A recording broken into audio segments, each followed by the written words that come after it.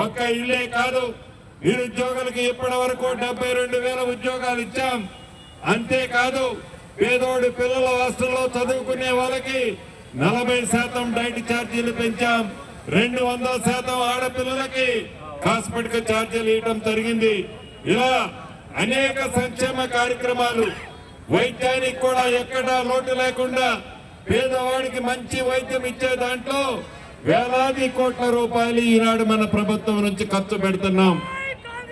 ఇదంతా డబ్బుండి కాదు, ఇదంతా డబ్బుండి కాదు, తల తాకట్టు పెట్టి ఆనాడు పెద్దలు చేసిన అప్పుకి అసలు ప్లస్ మిత్తి మళ్ళీ మనం అప్పు చేసి దానికే కడుతున్నాం. చేసే అప్పులో ఒక్క రూపాయి కూడా ఈ రాష్ట్ర ప్రభుత్వం చేసే సంక్షేమ కార్యక్రమాలకి అభివృద్ధికి మేము వాడటంలా.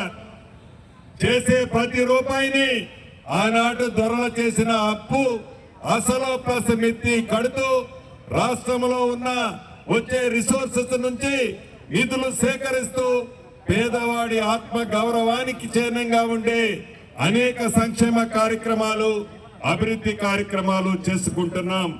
2.5 సంవత్సరాలు పూర్తయింది, ఇంకా 2.5 సంవత్సరాలు ఉంది.